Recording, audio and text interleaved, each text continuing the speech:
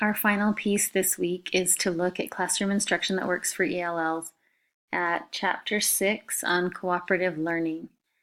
Cooperative learning is huge for fostering language acquisition in a way that whole class instruction cannot. ELLs working in small groups have many, many more opportunities to speak than they have during whole class instruction. And many times in whole class instruction, it's the teacher eliciting a response, they reacting, and then the teacher evaluating.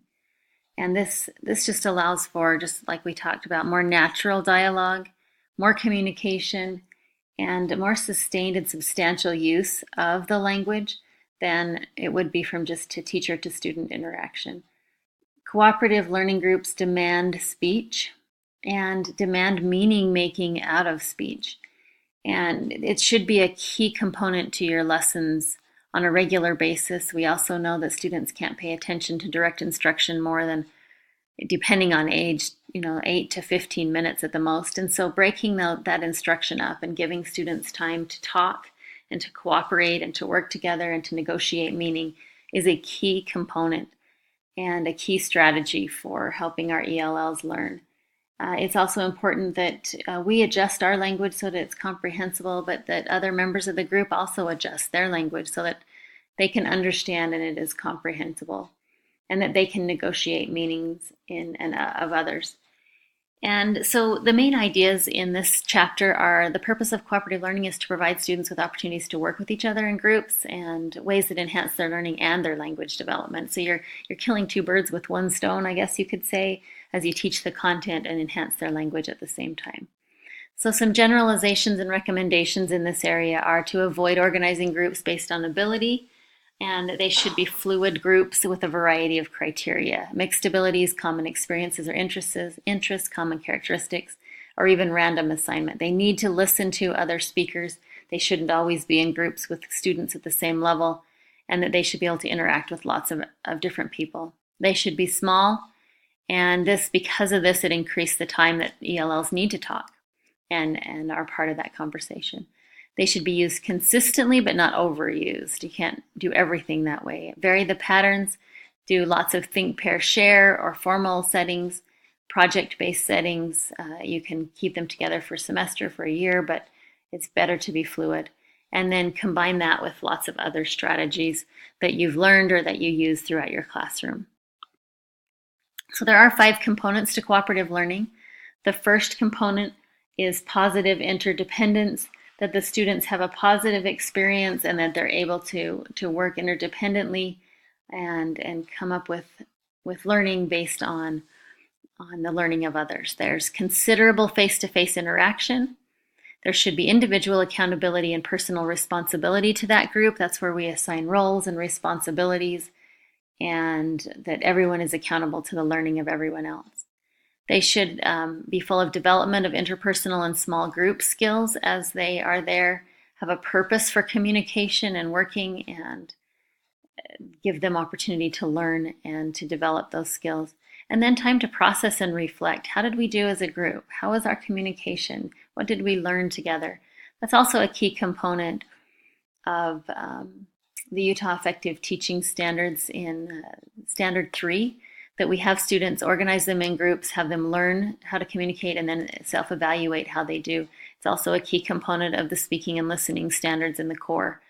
So as you're teaching these things, you're teaching your ELLs, you're helping them succeed, but you're helping all students in meeting those standards as well. Preparation for cooperative learning requires time in the beginning, and in order for it to work well, we have to explain what their roles are and how we learn together and how we're responsible for each other. We model it. We model what it does look like, what it doesn't look like. And it takes continual practice. But as students are aware of the learning and the support and do it over and over, they're generally well behaved, and they get a lot out of those groups. It's a super important skill for our ELL students. And so what I would like you to do this week, I have uploaded 3 documents. The SADE document is packed full. I think there's over 30 to 40 ideas of cooperative learning strategies, and you can't do them all. That's too much, and they don't get good at it. But pick 1 or 2 that you might want to use or haven't used before. please don't rely on the same old, same old. Stretch yourself just a little bit and try some different strategies with your students. But pick a strategy from one of the documents, and during the week, try to implement it with your class. You can use this as one of your practical experience hours, and take a minute in your practical experience reflection to dialogue, give feedback, talk about how students were able to comfort each other, or how comfortable they were with the groups, or the feedback they got from their group, what type of interaction, what type of dialogue, what type of, especially with your ELLs, correction might they get, the meaning that was made there. Record your observations as well as successes, difficulties, challenges, and things that you might do different next time in your notes. But this is something I'd like you to be prepared to share with us next week. Talk about the strategy that you used, how it went, your reflection, and maybe what we might learn from you. So it's not an assignment that you'll submit, but please be prepared when we meet together on the 29th to discuss how that went. And then just a quick reminder when we get back together on the 29th that we will have our strategy presentations. Bing and Michelle, you'll do homework and practice. Becky, generating and testing hypothesis. Rachel and Michelle, cues and questions and advanced organizers. Teresa and Danielle, summarizing and note-taking, and Ashley, reinforcing effort and providing recognition. All of these are chapters in Classroom Instruction That Works. Please make sure that you summarize the chapter well for us, and then have a hands-on activity for us to do, or something that you might do with your students to reinforce this idea and these strategies. You might also remember that these are strategies that you need to include in your encyclopedia of strategies. Bring that and fill that out as we see these presentations as well. And that leads us to our last slide. Remember that you need to be adding strategies to your encyclopedia. This week was rich in research-based strategies for helping ELLs, especially helping them to correct errors. Tons and tons of strategies for cooperative learning. And so maybe take the rest of the time that you spent in the last couple of weeks filling that out and making sure that you get that ready to turn in the first week of December. As always, please feel free to email me any questions that you have. That's always better than Canvas, because I don't check Canvas all the time. I'll be traveling this week, and so make sure I'll do my best to answer those emails and get your assignments graded and the feedback given as well. And we will see you next week on November 29th, and we'll be ready to kind of finish up our classes.